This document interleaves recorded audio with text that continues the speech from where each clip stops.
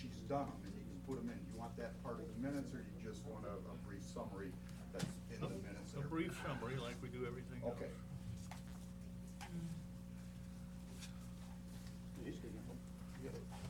All right. Don't have a seat. Yeah, my partner has some respect. I'm not sure how. Grab one. Ladies and gentlemen, it is 10 a.m. on Thursday, April 28th, 2016. Tell me where to go. Just either pull that chair over here. Seems like we're having some degree of difficulty. Yeah, Someone technical stole the chair, difficulty. that's why they changed the combination. I'll take the short chair for the short guy. Here, Tom, hey. Oh, no, I'm fine. No, go, that's fine. As long as I can see over the top of the table, I'm good. Are you good with this, or are you good with what you got? What happened to our chair? The room is used by dozens of people. I'd like to call the meeting to order. This is not a regular board meeting. This is a workshop for the board's enlightenment. We have an agenda. We have a quorum. And I'd like to start off with asking our manager, Mr. Calty, to review what he's put together for us for an agenda. Cal? Well, you've got a copy of the agenda I sent yesterday, and basically what I looked at in structuring this workshop were the recommendations that came out of the DeCervo study, which was the goal when we first talked about a workshop, and then the organizational structure of the organization. And so that's what this is all basically centered on. We've got some time at the end that we can look at other goal setting, but really trying to get direction from the board and then to deal with several key issues. So you've got a copy of the agenda, which I think identifies those various different aspects. This is not, I'm not getting an arrow here to be able to shift down. Here we go. Do you mind if I slide this easel back just a little bit? Sure.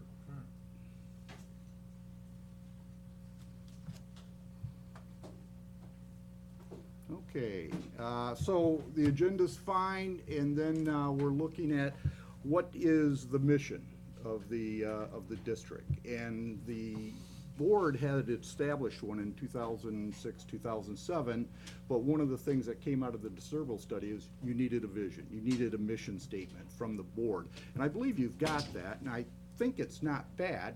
I think it's very good, in fact, and I just, if that still is something that you want to operate from, then this will just remain. But if you've got ideas that you'd like to change, tweak, whatever, then we would do that.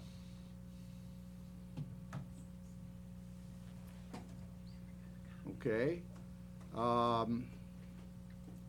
Having a mission, then Joe spent a lot of time talking to staff and the board and getting their feedback.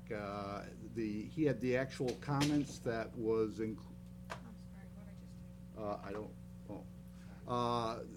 he had the actual comments, which I pulled out of his study and sent to you last night. But generally speaking, what came from the staff was that there's a lot of tension. They felt that there's lack of communication. They didn't feel there was a lot of support from the board. They felt that the organizational culture needed to change, and there needed to be a clear direction as far as what their expectations, what was expected of them, and generally all of them felt that there just wasn't enough staffing within the organization. The board felt that it was a dysfunctional organization, lack of a positive culture. They had expressed a lot of concerns over a 25-year-old infrastructure, and if it was being properly maintained. They felt that there needed to be a board planning strategy. Some questioned the need for 2 meetings a month, And then there was comments made as far as micromanagement by the Board of Supervisors. Some of the board members felt that other board members were micromanaging the organization that should be left to the district. So from there, Joe presented a long list of recommendations, and I broke those down to several different categories. One was personnel development, and they identified a job description needing to be made. They suggested one that we had prepared. It wasn't, there was just a little tweaking. It really was the existing one. And I think that you need to expand on that. April and I have talked a little bit, and we need a job description that can be used and as part of an evaluation process, and that will allow for the identification of goals and the ability to measure performance off of some specific job expectations. As far as personnel development, he talked about job functions, needing an evaluation form, salary and benefits profile. That was developed for every employee. Really didn't go very far from there, but we had all of the employees that identified what were their costs, their benefit load, what was their salary costs, and then we did a tracking of their time over 3 months. And over 3 months, it was sent to Mr. DeCerbo, who said he expected it monthly, and so he didn't do anything with it. But we still have that time tracking that was prepared by Scott before he left, with the employees actually keeping track of their time. A salary and benefits profile, train key management, operations manager employed by the district. Then we had quite a few recommendations as far as an administrative process. They talked about training, human resource manual, in-house training, matching current staff with skills education, getting them in the right jobs, and then a revised evaluation form. Also having org chart, the facility vehicle equipment assessment for maintenance, a web portal that can include job function sections, and then a resource development initiative and produce a white paper. These are right from his study. So, Now, and then but what you're ignoring is the fact that some of these have been adopted. some have been. Some have, actions been taken, you're right. So what I'm trying to do now is build a, refresh what had been discussed at that period of time. These were the recommendations, some of them have been adopted, all of them haven't been, but they're out there. Okay? As far as board development, supervisor functions, advances, etc. And then planning, you can see what they had as far as what they felt, what he felt, and came out of that meeting as far as his recommendations for planning. And I think what you're saying, Mr. Guy, is exactly right. Some of those have been done. I'm not sure that they've been completed or reviewed by the board to make sure that they meet your expectations, but some steps have been taken to address some of those issues. Okay? So that would bring us to organizational needs. And the areas of this is the organization chart. And the areas of responsibility, you know, you've got utility maintenance, utility billing, meter reading, installations, repairs, irrigation distribution, stormwater systems, ponds, wetlands, etc. You're responsible for personnel administration, procurement, landscape maintenance, parks and rec, community service, community maintenance, community service, irrigation from the mains in certain areas where you have responsibility for, working with the Board of Supervisors when there's a request, being able to fulfill that request, and then overall community maintenance. Currently, this is the structure that you have now, meeting those areas of responsibility. You've got a utility manager, which is vacant. You have a utility billing manager, which is vacant. You have a natural resources supervisor who's overseeing lakes and wetlands and also the landscaping still, right? Okay. And then the community maintenance park supervisor, he's got all of the parks, the community maintenance, he's got the pool, he has a maintenance tech that he sometimes has access to. But this is what you have right now. One of the recommendations was to adopt the organization chart that we had submitted at that time. And this was primarily having 3 department heads answering to an operations manager. One would be the utilities manager, someone in charge of administration, and then public works, community maintenance. Looking at all those functions, I think you could look at 2 and no more than 3 managers that are overseeing all the functions. Public works, I think you could put ponds, wetlands, stormwater system inside of there, utility billing, utility maintenance, sewer, water, et cetera, and then have the administrative responsibilities overseen by the operations manager, customer service, human resources, board of supervisors, procurement, and new development. Then under community maintenance, that would be all the recreation, landscaping, irrigation, et cetera. So with this structure, you could have not look at new managers. Community maintenance, you've got somebody that's responsible there that, or we could look at interviewing and promoting from within.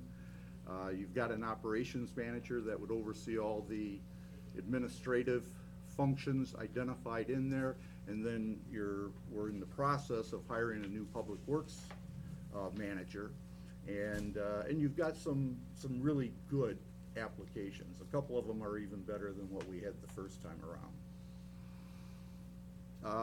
There was another org chart. It's very similar to what you have now. There was some suggested changes, and as hard as we tried, I couldn't get your org chart into this presentation, but I do have copies of it, and we can pass that out. So I guess I'd like to get, knowing that, going back to the areas of responsibility, what would you like to see as far as management? Do you want us to work within the existing structure and give you a recommendation for what's best, or would you rather see that we hire some more people and bring them in for managers? That's what I think the biggest need for your organization is having some mid-level managers and not relying just on your operations manager to do it all. April's already getting inundated with just a lot of tasks that could be transferred to another administrative person. And the goal is that when the utility manager is on board, they would be able to do that. I think you would have pretty good oversight with 2 strong people organized into something like what I'd had identified, possibly a 3rd one. But you could have just 2 departments and then bring, which would kind of be like what I've got in the areas of responsibility. You have a utility manager, and then you'd have an administrative manager that would oversee all of those functions. Which of these 3 that are in our packet The 3rd one is. should we be spending the most of our time with? I think that depends on what, that's what I'm trying to do, is get some feedback from you. If you're looking for me to make a recommendation, I would say number 3. Okay, let's hone in on number 3. then, Okay. If you please. Mr. Chairman, can I ask one I question? wish you first? would. The first one, Yes, you're saying that currently that's our structure, although we have 2 vacancies. yes. I just wanted to make sure that I was clear on that. But keep in mind also, on the existing, you've got 4 managers, all answering to the operations manager. And if Right. we can reduce that somewhat, that's good. Okay. And I guess I understand what you're saying. I'm not quite sure that if we had these 2 vacancies filled, I'm not quite sure that wouldn't really solve a lot of the issues. I'm not quite sure we need more supervision. It seems like we need more boots on the ground, more Indians rather than more chiefs. That's, Okay, we've got 2 of these positions filled and 2 are vacant. If we found the right people, they would take a lot of the pressure off of the operations manager now. You know, right now, we're half occupied with supervisors, but Mhm. it seems like we're having difficulty getting people out in the field that are actually taking care of maintenance and issues and infrastructure, and that's where my focus has been. I don't disagree with you on that. The utility billing manager, that was recruited as, with the person that just left, as a higher level. I think we could probably bring in somebody that would answer to a utility manager and eliminate 1 manager there, and then go with 3 too. That function, the way it's set up now, has basically the meter technicians that works as much with the utility manager or the utility supervisor right now as they do with the utility billing manager. The billing specialist is a direct report to the billing manager. Okay, can I? Sure. Please, when Okay, Margaret, so- indicate when you're finished, so Are you Pam can. finished? Just Go ahead. one other, my concern about trying to take these 4 and reduce them into 3 the way it is in chart number 3 is the parks and the maintenance of those and the pool,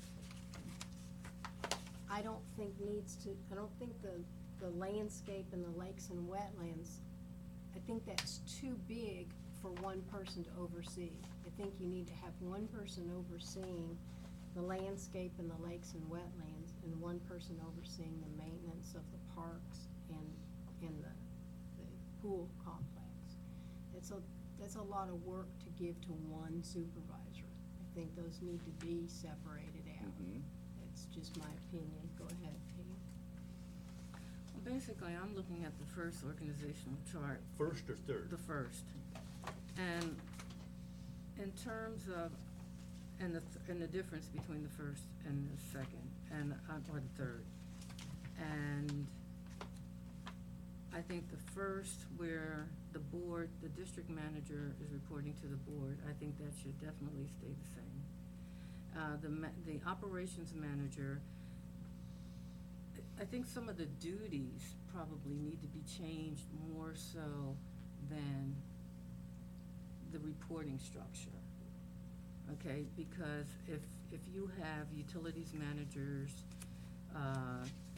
utility billing manager, a natural resource supervisor, and the rest, if you're meeting with these people, I mean, in order for it to be streamlined, maybe some of the operations manager's duties should be changed around so that when we come to the meetings, she is aware of everything that is going on, especially in lieu of the fact that you, Cal, have a lot of things on your plate. So we need to know from both of you in conjunction what's going on with the district. So I think that that's important for that piece of it to stay that way.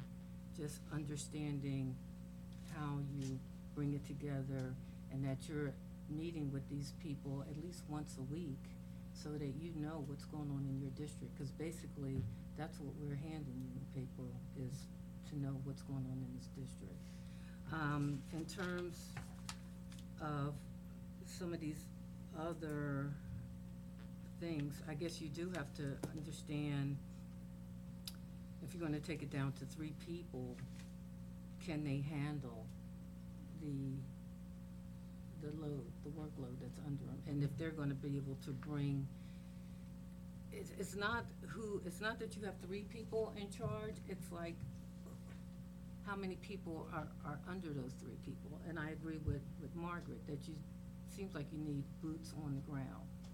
Seems like we need maybe more people to do some of these jobs and then report back to, because you still have to get the job done. So I don't know if you take 3 managers and put the jobs under 3, what the difference is between putting the jobs under 4. But the jobs still have to be done. If you look at the third one, what this really does is have 2 managers and an operations manager, and everything under the administrative would be supervised or oversawn by the operations manager with Diane. And many of those things are currently being done. If you look at the public works manager or utility manager, you got sewer, water, the utility maintenance, utility billing would be put under there. I think it'd get a little more attention. The ponds, wetlands, and stormwater system would answer under there. The advantage, or the only advantage I could see is that you're going to have somebody with an engineering background on the infrastructure maintenance, the stabilization of the banks, working with the water analysis, the control structures, all of that. The permit requirements is a function of the overall system, and that's something that Elle does very well. It's that other component that somebody in-house needs to oversee that is being done quite extensively now by the operations manager. That took a lot of Scott's time, and I'm sure it's taken a lot of April's time. Now, you've got the engineer that's doing that, but the engineer is off-site and not on that on a regular basis.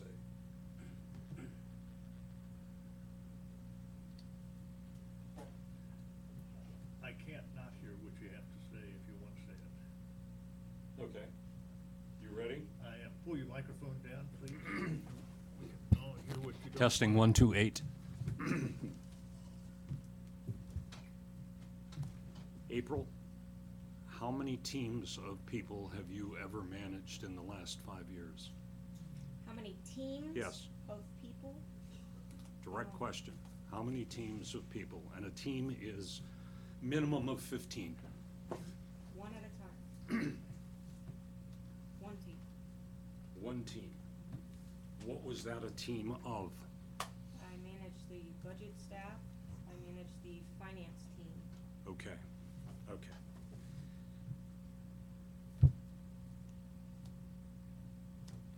First of all, I don't think we've got the right person in the position of the operations manager. They may be fabulous for finance, et cetera, and each one of these categories that we have up here on the screen have their own value, their own weight, their own merit. But the first thing we need is somebody that is a team builder, and they don't have to be an engineer, they don't have to be a finance person. We need somebody that's a team builder. We have never had that, and in my opinion, we don't have it at this time. We're spending minutes and minutes, and we're spending words and words, and there isn't anyone here that's ever been online, in line, on the job, handling all of these functions, and we had somebody at an extremely reasonable cost to be able to go through this, and that's their field of expertise. And instead, we're sitting here badgering back and forth on this stuff, and for the time and the people and the hours, the cumulative hours, we should have that person back here to be able to set up the organizational chart and to be able to give us direct responses as to why. For some reason, God help me if it's egos, that people won't let a person like that, who I met at, we need to get Joe DeCervo back here in a heartbeat. We need to get him to set this up. We need to all step off to the side and let him set it up. And we need to get that organizational chart in front of us from somebody that really knows how to do the job, not all this speculation. Tell me when you're finished, please. Yeah. Gary, with all respect, I disagree with everything you said. I think that in the 5.5 years that I've been on this board, we have had four operations managers. And right now, we have one that is demonstrably the best, one that I want to keep, one that I want to hire as an employee of the board, and make her permanent and responsible for all of the things that you said are going wrong. I've watched her work. I've talked to her personally on many an occasion.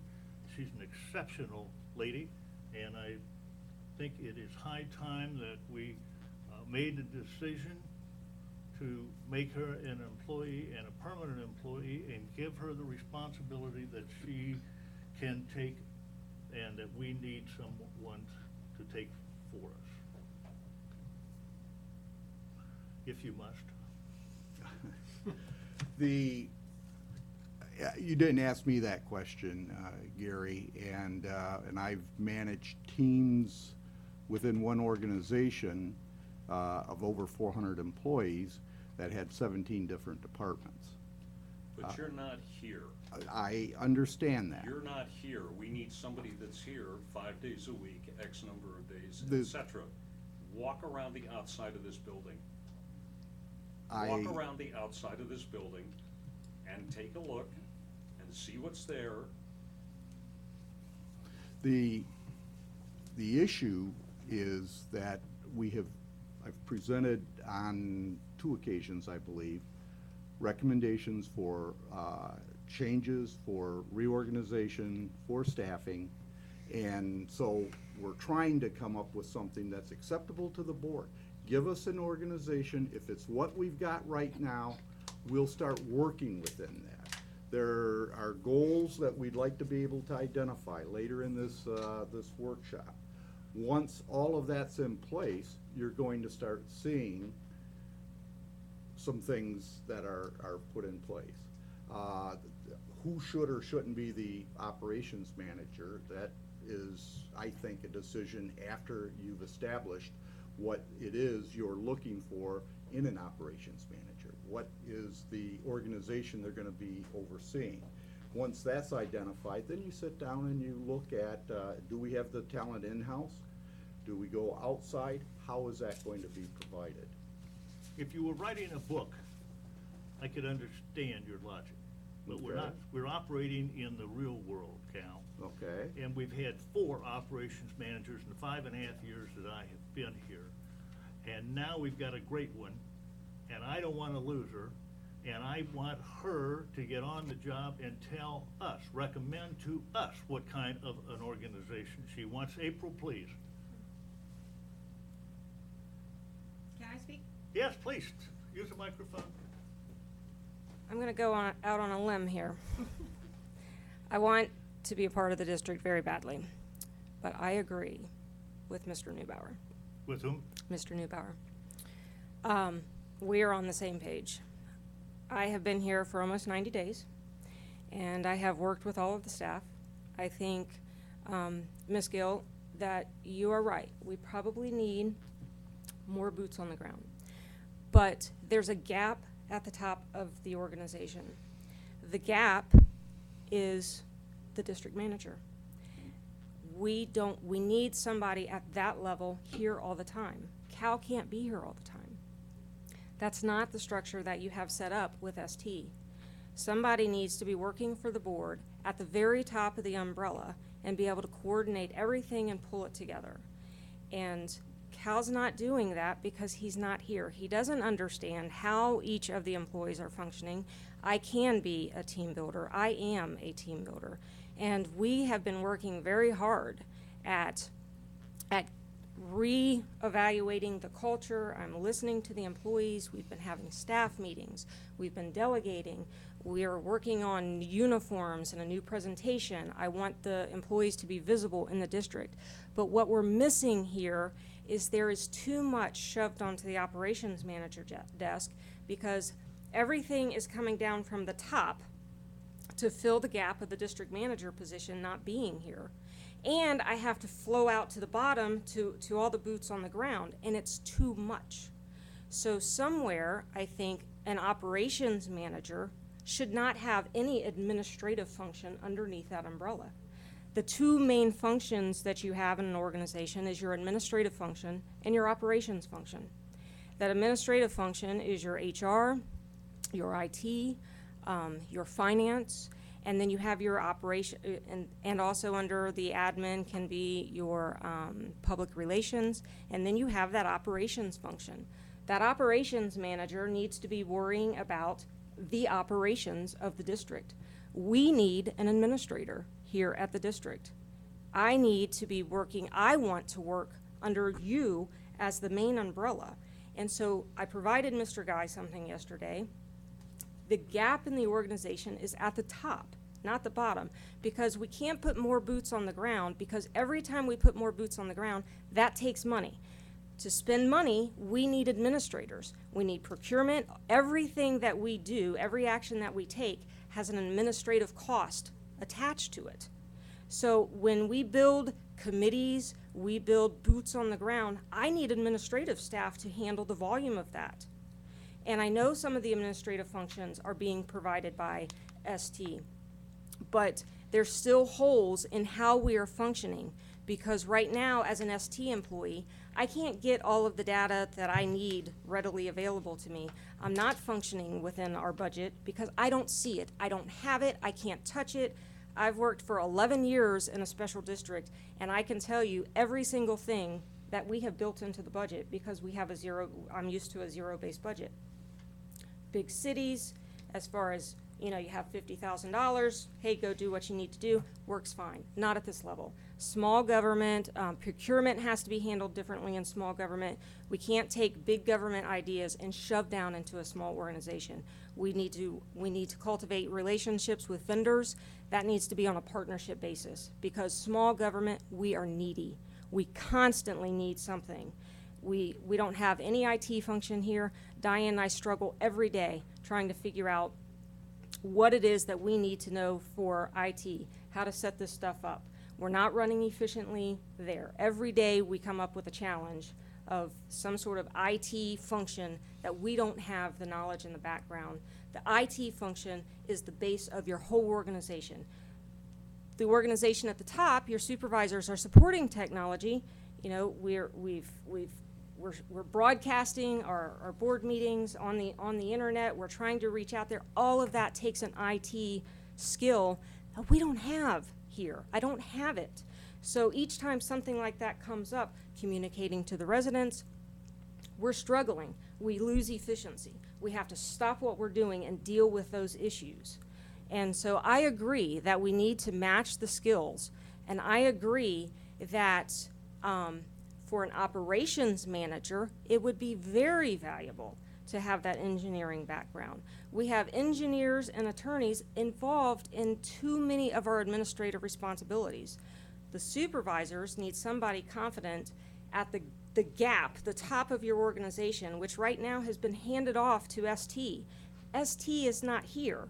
I'm here, but I've got this title of the operations manager, and I'm filling this huge gap at the top of the organization, and I can't pay attention to all of the stuff going down at the bottom of the organization, which is leaving everything as being, we're dabbling in every little bitty function, but we're not doing anything well, because we don't have enough of the skill and we don't have enough of the oversight.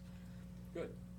That said, now that you've brought it out, actually what we need is somebody that's handling that type of thing, whether you call it the administrative, that position who just left, for whatever reason they just left. That's more your field of expertise. And that's not a negative statement, and some people get this into a gender type of fight. That ticks me off. This is administrative, and it's got nothing to do with gender. There needs to be that person, and there needs to be that other person that's at the operations. And Cal can show up twice a month, and this ridiculousness that we hold board meetings once a month, we've got 25 years of catch-up. And that isn't gonna happen in 12 times a year. We need to have somebody that really knows that can be directly communicating with Danny, et cetera, and can handle all the rest of it, and knows we've got all kinds of other problems that I don't want to discuss publicly. And they are HR problems and excessive times off and all kinds of other stuff that we just digress away from. And great for the rah-rah for the support, but you're supporting something that isn't a managerial setup. You may have managed 400 people, but this thing needs to have a different way of doing it. And that operations manager, and call it fiscal manager or whatever, they need to be at an equal level, and then their teams diverse. As far as the IT thing, for us to try to get an IT person in here, now I'm asking the right person, is it fiscally reasonable? Or is it something that we need to subcontract out to another place? And, can we find somebody that's quickly reliable that'll come in here and handle these issues? Or, and probably my immediate thought is no, or do we need to get somebody on board that fills that particular gap? Which I think we're going to be rather surprised by what the salary figure is going to be able to handle that. I think that we could probably fill a full-time position between IT and public relations. Yep. Yes, absolutely. This other gap that we keep forgetting about, communications. We don't communicate. We don't communicate with the people out there. We haven't. You've got 5.5 years, well, I'm about to do 8. We haven't communicated in 8, and I don't think we communicated in 25. We need to start doing that yesterday, the year before yesterday, and 25 years before yesterday. So, do you honestly think, from our position, that we, coming here twice a month, know what's really going on? No. I still think that bring in Joe DeCerbo as a counselor working together with, if anything, April, to come up with the real plan, and all the rest of us step away from it. And I think you might see something as a chart that makes an awful lot more sense than this coming in from the peak of the pyramid, nor coming from the base of the pyramid, but coming from the appropriate level. Are you finished? Yeah. Sam? Well, I think that that April has hit on the dime what needs to be done. I think it kind of supports what you said, Bill, is that we probably do need to make her permanent, because we have to start an action plan.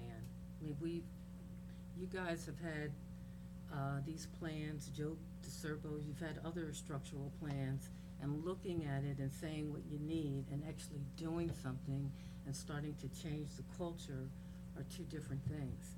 I think she does know what she's doing. We I think didn't- she, I we think, didn't I'm finish with talking, him. We I didn't think she finish would with be, him. I We think she would misstated. be, Wait, you're I think she interrupting, would Pam, be an please. asset to the district, and if we decided to add someone else on, an engineer or someone with engineering background, to be either on the level or underneath her, I think that would also work. But I do think we should at least take the first step and bring our own operations manager on with the district. I do think that. Thank you, Barbara. And I respect what you said, and I'm glad that you said what you did. Of these three charts that we're looking at before us, which one do you see as being the most appropriate setup for the district, and where do you see yourself in that chart? That's been kind of the awkwardness of the situation, because I am employed by ST, and so we've been trying to work together. Cal made me aware of the current efforts being made to revamp the organization. What I had devised in a plan, in an org chart, was more of the capacity of the person under the board, that you have one person directly at the top under the board, and then perhaps, take away titles. I know right now I'm standing before you as an operations manager. Cal currently holds the title as the district manager. And I think the top of your organization, the one that reports directly to you, would be a district manager. And then underneath the district manager would be an operations manager. And somewhere in the middle is the function that ST is providing. And underneath, the operations manager could, and we've talked about it in the discussions, that, and I think, Mr. Neubauer, you even supported the idea that this utilities manager person actually need to be broader as a public works person. And I would vouch for that. I think that would work, that next person in the org chart would be the utilities / public works manager, that underneath the district manager would be more of, you take that billings manager position and you make it more of an administrator, an admin manager, that's going to have an HR umbrella underneath them, that's gonna have the billings, that's gonna have the procurement, all of the admin responsibilities underneath there. And then you're gonna have your natural resources, and then your maintenance / recreation. That's where I was seeing it, to where with the reorganization, that we could really get going with just reorganizing the positions that we currently have, redefining their responsibilities as they relate to the organization, fill the two positions under different capacities, a broader utilities public works manager, and a broader utilities, the billing should be a broader administrator with some accounting background, HR background, and possibly one other position, which would be more of an IT public relations, which would be the foundation of your whole organization as far as how we communicate between internal customer and external customer. Can I interrupt you for just a second, please? Gary, were you in the Yeah. midst of saying something that Yeah, we you didn't Pam misspoke. Joe DeSerbo never finished. We cut him halfway through. I didn't say he finished. I said that there have been other organizational charts as I've been told that the board has had and never acted on it. And we never acted on what he gave us. Nothing No. has ever been done, so, you So know, instead you you're have to ready take to some jump to- steps. Well, no, I just don't wanna keep on having organizational charts put in front of me, and we don't do anything about it. So this, do something about it is to jump and make a decision Well, I before don't think we. it's spending more of the taxpayers' money to have more organizational charts when we pay people to give us organizational charts already. The, Hold on, Cal, just one second. April, my understanding of what you said would seem to me that Severn and Trent would be what I'm gonna call on a side and a staff function, providing the accounting and the budgeting and the payroll and the bill paying. Do I have that correct? Do I have that correct from what you said? Yes, and currently what they're doing now, which it kind of appears that, you know, they're the board liaison right now. I mean, he's directing your board meetings, you know, but relative to the day-to-day stuff, I'm not quite understanding the function that they're providing right now. Hold on just one second. Mr. Attorney, Yes, sir. my understanding that the law requires this district to have a district manager. Is that so? That's correct. Does the law go any further in saying that the district manager has to provide certain functions, or the district manager has to be a outside corporation, or can the district manager be an employee? Would you please talk about that for a second? The district manager can be an employee, or it can be an outside entity or an outside contract employee, individual. The statute says the district manager shall have charge and supervision of the works of the district and shall be responsible for preserving and maintaining any improvement or facility constructed or erected pursuant to the provisions of this act, for maintaining and operating the equipment owned by the district, and for performing such other duties as may be prescribed by the board. And we've had discussions before when we had a prior operations manager, and one of the issues that the board would need to wrestle with and discuss and resolve also is demarcation of lines of duties and responsibilities, because there was the issue before of, one would say it was your job, the other one would say it's your job, and the board would say, who the hell's job is it, pardon the expression.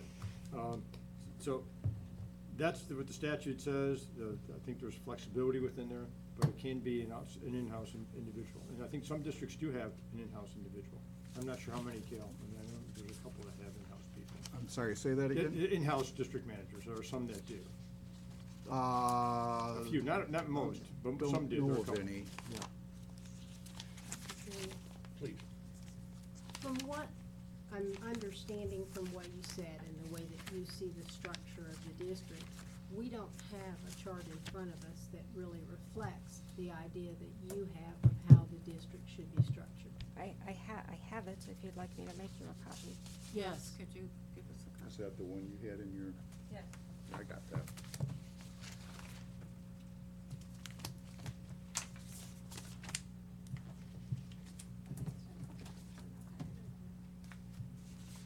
Oh, do you not have? No, you had it.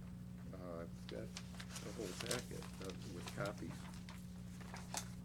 Is this it? Yeah, that's it. You got the whole thing. Yes. Okay, did these get passed out? No. Oh, okay. All right, you have one? No. Thank you.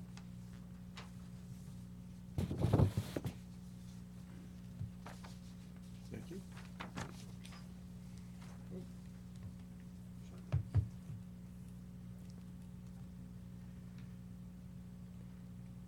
So on this particular chart, I've included your sanctioned advisory committees, and then the district manager directly under the board.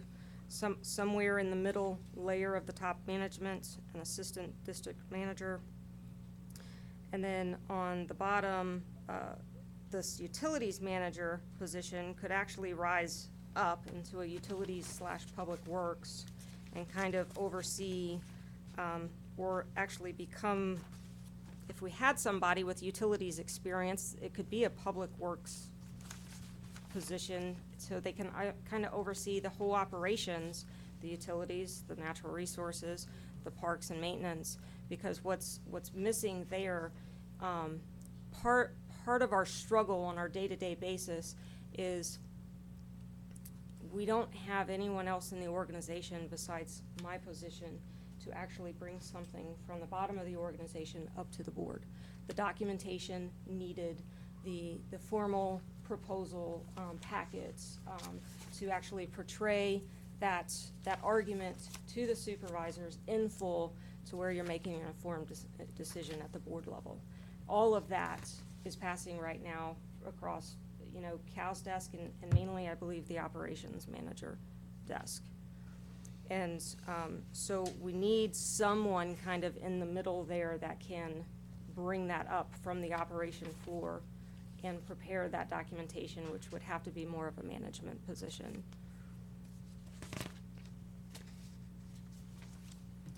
You have me a little confused. Can you change these titles?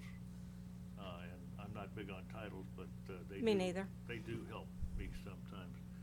The person you have, or listed as district manager in your chart, what would that be closely related to in the current organization? In the current organization? Yes. Well, it's basically what I envision in this chart would be Cal's position, but someone here every day. That's the title, but someone here that's every day, that has the umbrella of the whole organization under their responsibility. Well, okay, where does ST fit in this? I think that they fit somewhere more in the middle in that assistant district manager position as a part-time, because that's what we're getting right now from that position, to fill the gap between the operations manager and the district manager. And duties, what is that gap? What is it that? Well, I kind of had summarized it in a document this morning where I was evaluating, kind of listing out, because I feel that there's the gap in our organization is at the top. And so I had outlined, and I'll be happy to make a copy for everybody, I just wasn't sure where the workshop was going. I had outlined basically what needs to be done at the top of organization. And so at the top of the organization, you have all of these responsibilities that I've listed out. And you have your board, what the board basically does, what a district manager would do, what an assistant district manager, full-time or part-time, whichever that is, and an operations manager, full-time, which could be a utilities manager, public works manager, which that has been entertained. And for the operations manager, and I think Mr. Neubauer and I are on the same page, they would be managing the maintenance of all the assets conveyed to the district, the roads, the park, the facilities, the pool, the right-of-ways, the ponds, the preserves, all the common areas, on that day-to-day function of what it takes to keep the boots on the ground working, and also preparing the board packets of whatever their needs are, the policy design, the procedural design of what it takes to keep all of the boots on the ground. And then the district manager, I feel, and it has been my experience, that the person that reports directly to the board, their responsibility is to develop and manage the compliance of the management policies adopted by the board, establish and monitor internal controls, responsible for the oversight of all functions, administration, and operations. And in that administration umbrella, you have your HR, your finance, your public relations, and IT. They would also, the district manager or the assistant district manager could be the liaison to the board, but we need that function. Provide management assertions to the independent auditor, responsible for meeting the goals and strategic plan by coordinating the delegation of duties to the assistant district manager and the managers. So that's one thing that we're missing in the organization, is we haven't compiled that strategic plan, which is what Joe DeSerbio was working on, the vision, the overall development of the organization, and then you kind of have to set your strategic plan. How are we going to get to that vision, and how are we going to fund getting to that vision? And that's all in this document called a strategic plan. And it doesn't have to be this huge formal document. It doesn't have to be like the strategic plans that a city sets up. But the reality is what we're doing here as this little community development district is very close to a lot of the responsibilities of a city, because we have such a broad coverage of responsibilities. So, I mean, we basically need that document. The district manager should be responsible for risk management. We were talking about, safety committees and, insurance coverage and all of those things that we need to be managing. Prepare items to go before the board, monitor the success and completion of projects, perform evaluations of direct reports and review all of the other evaluations, develop and manage job descriptions, positions, and duties to provide equity and success of the organization's strategic plan, and also be a contract champion. So one of the things that it was our practice in my past is that every contract has to have this champion in charge of it. There's compliance issues in a contract, there's timeframes in a contract, there's dollars to monitor in a contract, and of course the performance. And we're not doing a great job of that right now. But we have so many, because we have such a small staff, we outsource so many responsibilities that we have to have multiple people in the organization responsible for contract monitoring at the different levels. Somebody should be monitoring the contractual arrangement with ST. Someone should be monitoring the Mainscape contract. Somebody should be monitoring, all the contracts that we're anticipating for the lake bank restoration. Everything that we do is generating pretty much a relationship with a contractor, and we need to be managing that on a day-to-day basis. And we're starting some of that in staff, but we're limited with our resources, and so we can only do so much. Mainscape is our first target or victim, whichever they want to refer themselves as. And that's what I had basically for the broad umbrella of a district manager. An assistant district manager would basically, some of those responsibilities, all of that is going to, when it comes to the actual duties of making sure that those things happen, are going to have to flow down to someone else, depending on the size of projects, depending on what's going on. So there's always got to be that back fall to someone that the top manager can rely on. And of course, that the assistant district manager would ride up in the absence of the district manager. Monitor success and completions of the projects. And basically, they're going to be performing evaluations of direct reports. They're going to have their own contracts to monitor. But somewhere in the organization, if we actually owned all of those responsibilities, it would take, that would fill the gap. That's not, there's no attention to it right now in this organization because the district manager is not a full-time position. And my desk I can't work up the pyramid and down the pyramid, not effectively. Comment? If he agreed with you on a couple of things, you should be smiling. He never smiles. Oh, I smile, but only when I hear things that make sense. Some of the stuff makes sense. Others of it don't, but you don't wanna hear it, so. We press do want to on. hear it, Gary. No, you don't. Yes, I do. No, you don't. I do. We do. Let's take a 5-minute break.